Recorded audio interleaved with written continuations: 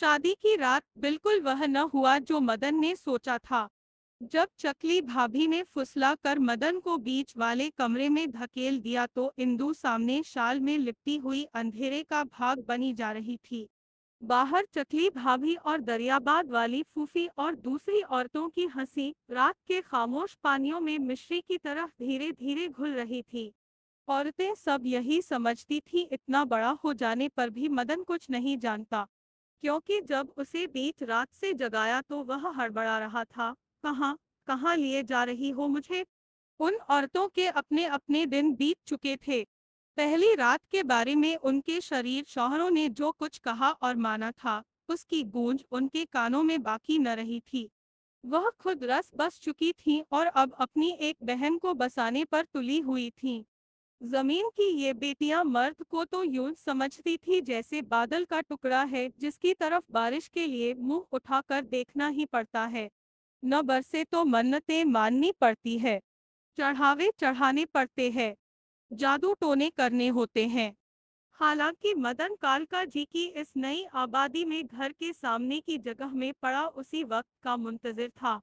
फिर शामत ए आ माल पड़ोसी सिप्ते की भैंस उसकी खाट ही के पास बंधी थी जो बार बार फुंकारती हुई मदन को सूंघ लेती थी और वह हाथ उठा उठा कर उसे दूर रखने की कोशिश करता। ऐसे में भला नींद का सवाल ही कहाँ था। समुंदर की लहरों और औरतों के खून को रास्ता बताने वाला चांद एक खिड़की के रास्ते से अंदर चला आया था और देख रहा था। दरवाजे के उस तरफ खड़ा मदन अगला कदम कहाँ रखता है। मदन के अपने अंदर एक घन गरज सी हो रही थी और उसे अपना यूं मालूम हो रहा था जैसे बिजली का खंबा है जिसे कान लगाने से उसे अंदर की सनसनाहट सुनाई दे जाएगी। कुछ देर यूं खड़े रहने के बाद उसने आगे बढ़कर पलंग को खींचकर चांदनी में कर दिया ताकि दुल्हन का चेहरा देख सके। फिर वह ठिठक गया जब उसने सोचा इंदु मेरी बीवी है, कोई पराई औरत तो नहीं जिसे न छूने का सबक बचपन ही से पढ़ता आया हूँ। शाल में लिपटी हुई दुल्हन को देखते हुए उसने फर्ज कर लिया वहां इंदु का मुंह होगा, और जब हाथ बढ़ाकर उसने पास पड़ी घड़ी को छुआ तो वहीं इंदु का मुंह था। मदन ने सोचा था वह आसानी से मुझे अपना आप न देखने देगी, लेकिन इंदु ने ऐसा न किया।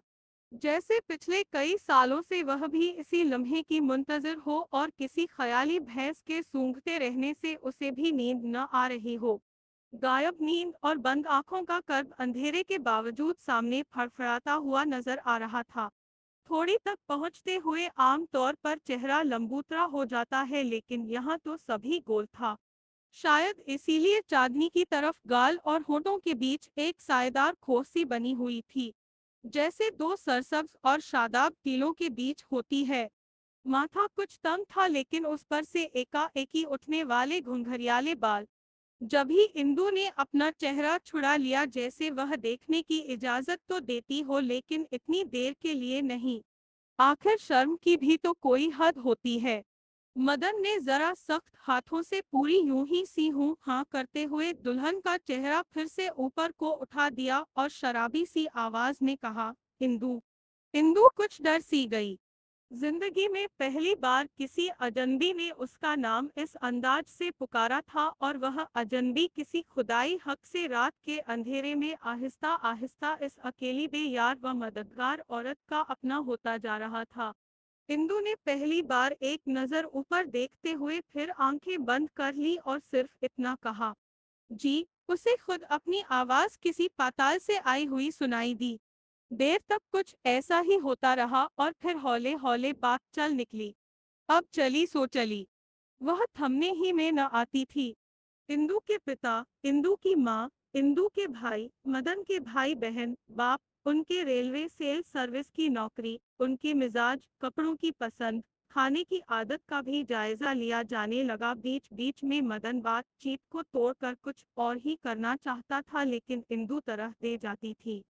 इंतहाई मजबूरी और लाचारी में मदन ने अपनी माँ का जिक्र छेड़ दिया जो उसे 7 साल की उम्र में छोड़कर दिख के आरिज़े से चलती बनी थी। जितनी देर जिंदा रही बेचारी, मदन ने कहा, बाबूजी के हाथ में दवाई की शीशियां रहीं। हम अस्पताल की सीढ़ियों पर और छोटा पाशी घर में च्यूटियों के बिल पर सोते रहे और आखिर एक दिन 28 मार्च की शाम और मदन चुप हो गया। चंद ही लम्हों में वह रोने से जरा इधर और घिघी से जरा उधर पहुंच गया। इंदु ने घबराकर मदन का सर अपनी छाती से लगा लिया।